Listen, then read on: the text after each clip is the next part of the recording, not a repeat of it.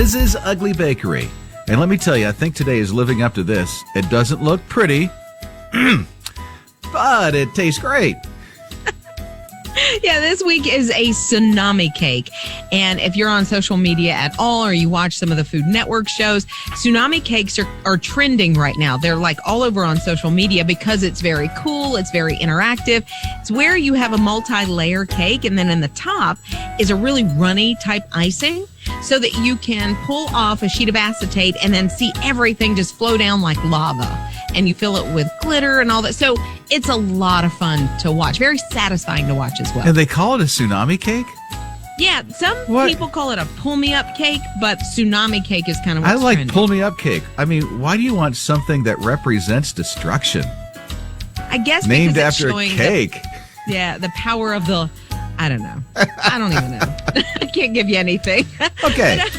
But I made it also while I was waiting on the baby to be born, so it is made with a box cake mix. Yeah, so this is the first Liz's Ugly Bakery Grandma edition. It is. Oh, she would have had so much fun getting her hands in this. Oh, you know it. So save her a piece. Big time. Okay, so Liz's Ugly Bakery, it's a tsunami cake. We do have our video team, Ian and TJ. They're going to taste test this. Just to let you know, if you're new to the family, there has not been a Liz's Ugly Bakery to date where TJ liked what Liz has prepared. He's a very picky eater. He likes the, what do you call it at the convenience store? He likes roller meat. Roller he meat. basically likes processed food. Mm-hmm. So, let's start with Ian. I had my bite, and I really like it. It's just a very solid cake. It's sweet, but not like overwhelmingly sweet as a lot of desserts. But this one is. I really like it. And the little glitter, good little touch. Oh, there's glitter. Thank you, Ian. Oh, very nice. Okay. Sweet, but not overly sweet. There's the assessment from Ian. Which is good. Let's move on to TJ. Oh, boy. Ian's right. It's not overly sweet. It's decent. It's decent. I think the icing tastes like eggs, and I just can't get past that taste of eggs. Wait a minute. Okay, a decent cake, because again, this is what every woman wants to hear: is they've made a decent meal for you or a cake, and the icing tastes like how? Does it taste like eggs? It has no egg in it. I don't know how it tastes like it. You're magic. That's all I can. You're just magic. Why do I feel like we need a side of bacon now? I mean, get There's some no hash egg. browns. No, there's no egg in the icing. Like, I don't even know what you're tasting over there. Your cake. Yeah, it's decent. Okay. That's awesome. Liz's Ugly Bakery. It might not look pretty, but it tastes decent, according to TJ. Recipe is online. Just click on the Rob and Lizz blog when you're at HISRadio.com. Mornings with Rob and Lizz. His morning crew.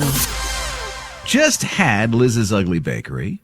Just had the response from Ian and TJ. And TJ's response was, well, I mean, it's decent. Decent? Like, just decent. I'm glad I spent 3.5 hours on it yesterday, for sure. That's a labor of love. So, and it's called a tsunami cake.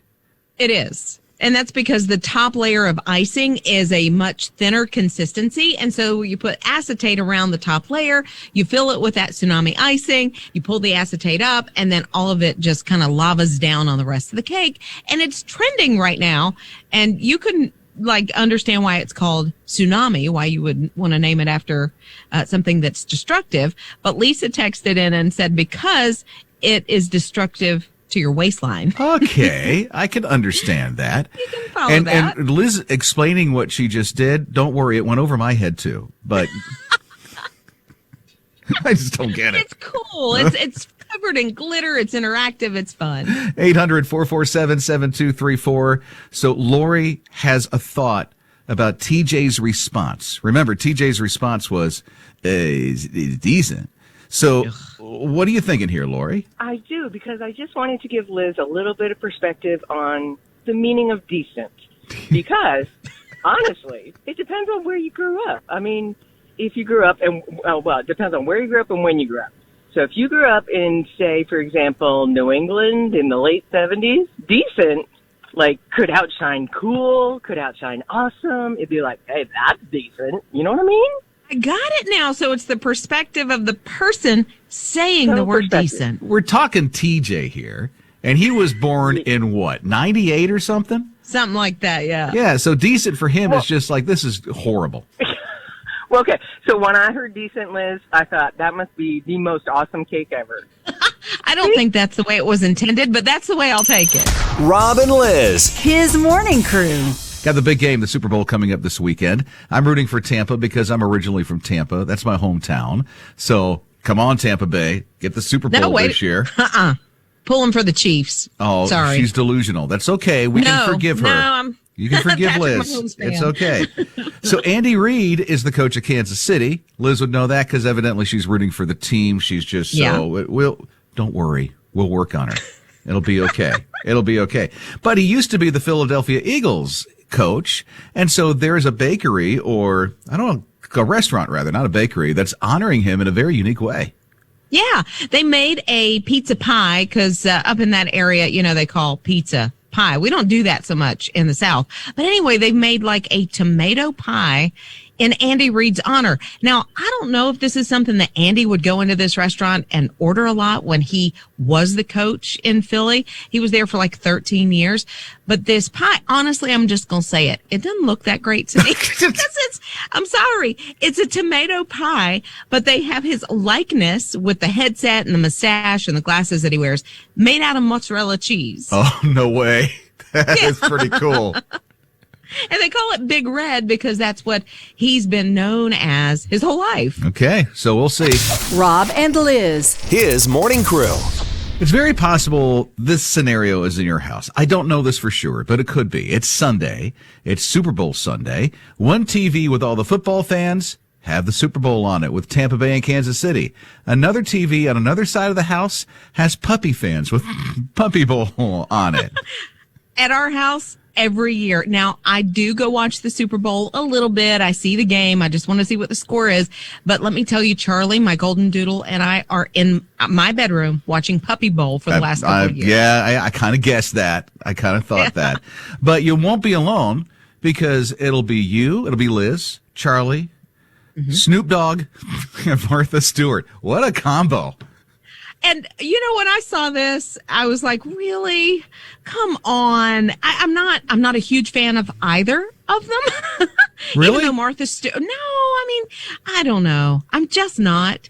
Hopefully they won't take away from the Puppy Bowl. The stars of the Puppy Bowl are the puppies. Of course that they you can are. adopt. Of course they are. So here's the thing. If you didn't hear, Martha Stewart and Snoop Dogg are the commentators for Puppy Bowl. Did they have commentators before? I don't know. I don't know because I never have the sound up when I'm passing by the TV and Puppy Bowl's on while I want to watch the Super Bowl.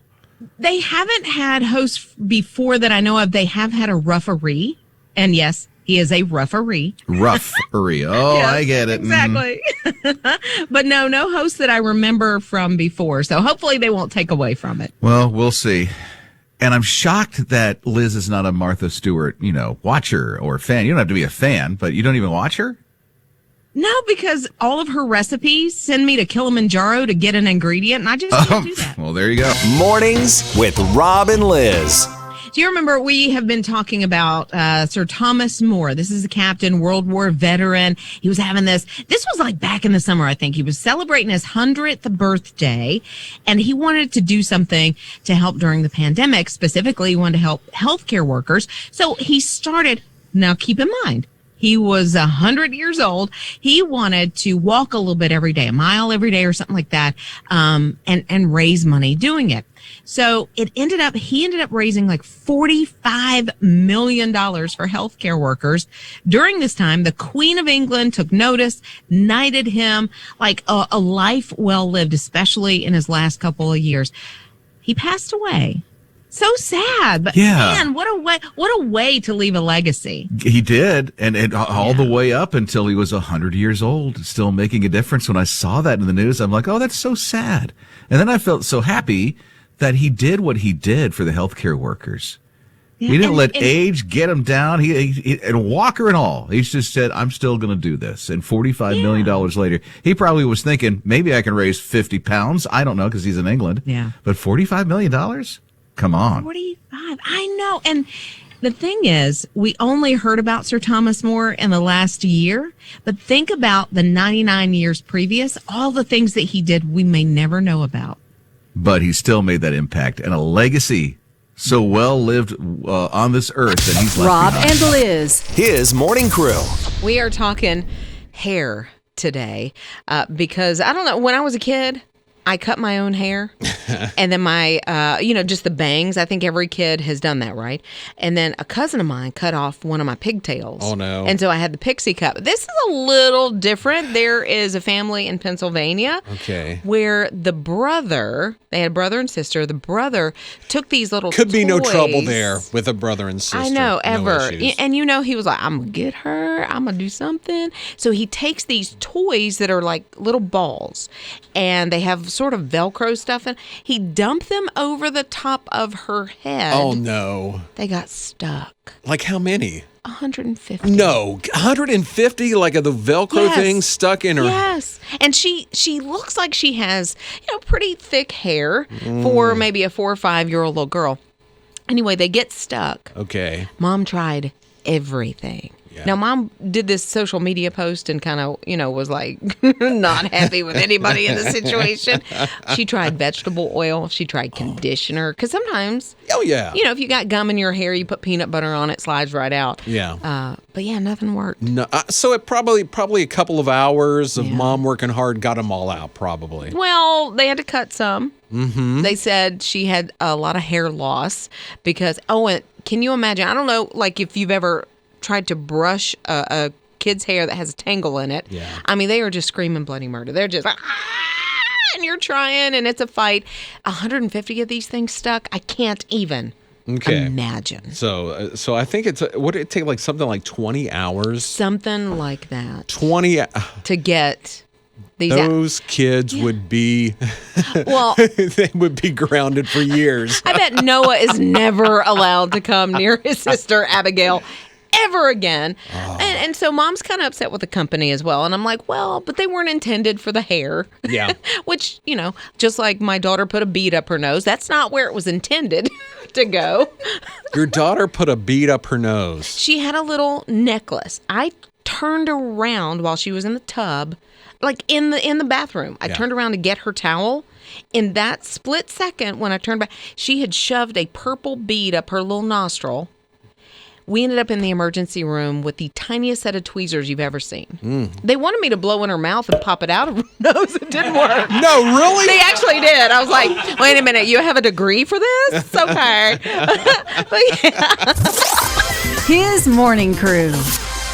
So we're talking about, because we had this little boy, brother and sister. She had some sort of toys that are like little Velcro balls. I don't even know what they're used for. Never seen them. They're called bunchums or something.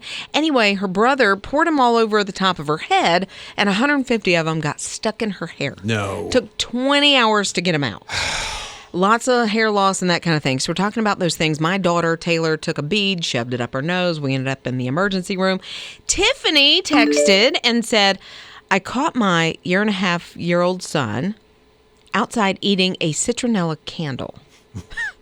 She said we had to call poison control. Thankfully, he just ate a little bit. Why? They won't eat green beans, but he's eating a citronella candle. Like, it looks like a birthday cake. Come on now. I guess. But, you would think first taste, I'm done. But then when he was 3, he broke his arm and his clavicle within a couple of weeks of each other. I was like, that is all boy right there. There you go. Okay, Erica, what happened with you? Last year, my daughter, she was wearing like a Christmas hairband to school, and I'm literally in the line to pick her up, and I look and she's crying. So I get to her and I'm like, baby, what's wrong? And she's like, I swallowed the jingle bell. Ooh, not the jingle bells. Yes. I had to take her to the emergency room. We took an x-ray, and you could like see it going down her little esophagus,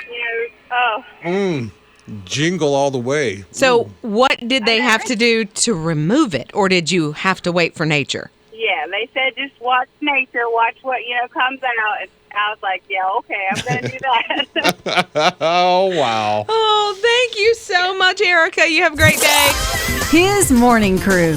Kids will do the craziest things. We had this family in Pennsylvania. The daughter got 150 of these bunchums, Velcro things stuck in her hair. Took them 20 hours to get them out. I've had gum that I had to use peanut butter to get out, that kind of thing. Nothing like this. Melody said, my daughter thought it would be fun to take our, listen y'all, computer desk chair with arms on it and let her friends push her down the huge hill in front of our house. Needless to say, she had road rash for weeks from the chair flipping over. #lesson learned. Okay, but oh my goodness, Mercedes. Yes. So my daughter's 6, so she swallowed a penny and a little flower toy, long time ago, whatever. Yeah. Then they went to, I guess, a downtown where they live to take some Christmas pictures. Right. Her daughter ended up falling into the fountain, which is one of the things that they have in their downtown area. It's freezing. Okay. It was freezing outside. Told her to stop running around it, and she became the 2020 Christmas card. And the look on her face. I mean, it's right after she's fallen into this freezing fountain, I guess. Yes. And she's wrapped up in a blanket, and she's just standing there, little hair and pigtails, just with this look of, and it's their Christmas card. I would just remember, Mom, she's going to decide to nursing home later on. So keep that in mind.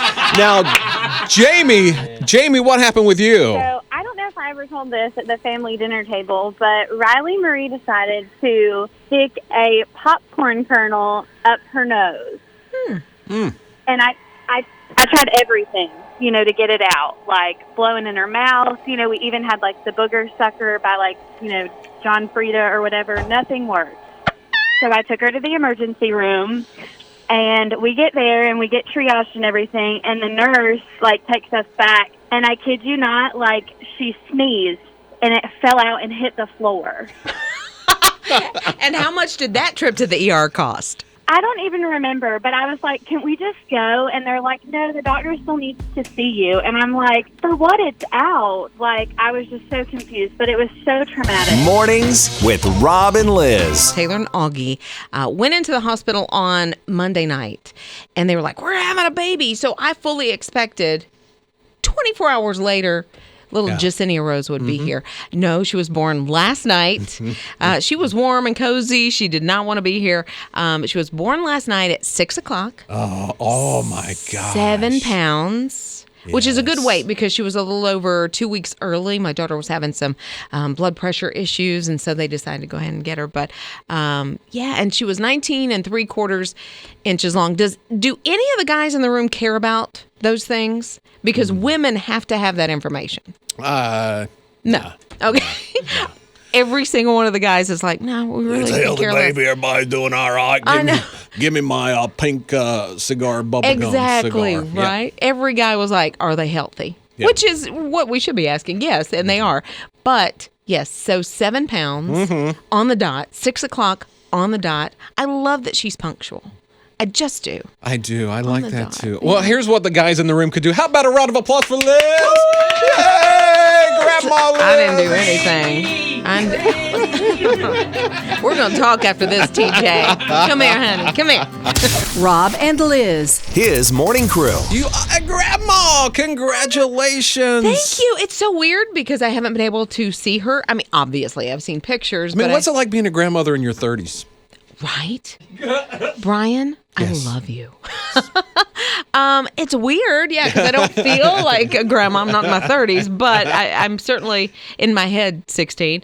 But we got some texts, which is really cool because we were talking about everybody that was texting me last night after they knew she was here was saying, well, how long is she? How much did she weigh? That's the number one question after, are they healthy? Yeah. And so she was 7 pounds, 19 3/4 inches. But Pam said, I was waiting with bated breath to hear the name weight and length of Liz's grandbaby. So congratulations. Is this like the NFL draft, like the combine to get him up here? He's 6'5", he's 240 pounds, he runs a 3.9640, so. She fills a diaper in 2.3 seconds. No, I don't know.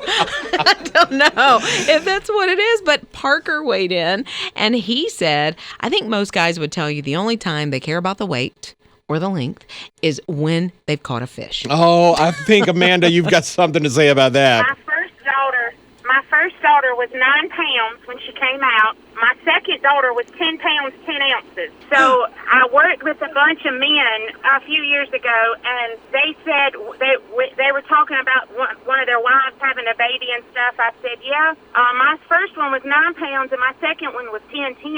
And one of the guys looked at me and said, are you going for a 13-pounder next? That's the only time they care. That's a good-sized fish. Yes, they will either equate it to that's a Thanksgiving turkey or the size of a fish. That's the only time they seem to care. Yeah, but that's resonated in my head. Ever since he made that comment, I thought, if you only knew. Mornings with Rob and Liz. Black Panther. Have you ever seen that movie? No. Because I know you don't like the sci-fi type. Should I see it? Oh, I think it's one of the best Avengers movies for sure. And of course, Chadwick Boseman, the star of Black Panther, passed away in 2020. They're not going to replace him, are they? They're not. They're not going to recast that, which I agree with that. I do too. I don't know how you could replace that character, but what they are going to do is the Disney company, Disney Plus has all the Avengers, Marvel movies, all that good stuff, but they're going to make it a series. They're going to spin it off into a Disney Plus series, which I like. I mean, they took that, Star Wars and did it with The Mandalorian. Now we've got, I am not speaking, I'm like speaking a different language to you. You know what? It's fine. Keep talking because I'm like Charlie Brown right here. Because you're speaking it and the boys are hearing it, but I'm like, wah, wah, wah, wah. I think it's cool. I think it's great. And I felt like I was talking to my husband there for a second sometimes when I talk about baking or whatever. Because your eyes, your glaze just came straight over. Yeah. But my business, ugly bakery eyes. I know. I was like, I can't listen to this anymore. But yeah, I started watching WandaVision. Have you heard of that show? That's on. Okay. Anyway, it's from Avengers as well. It's weird. It's a weird one. So I'm hoping that they take Black Panther and they're honest to the story of Black Panther. All right. WandaVision. Yeah. Okay. Check that out tomorrow. Yeah, I'll get back with a report. Maybe on Monday. Will you? No. I'll hold you to it.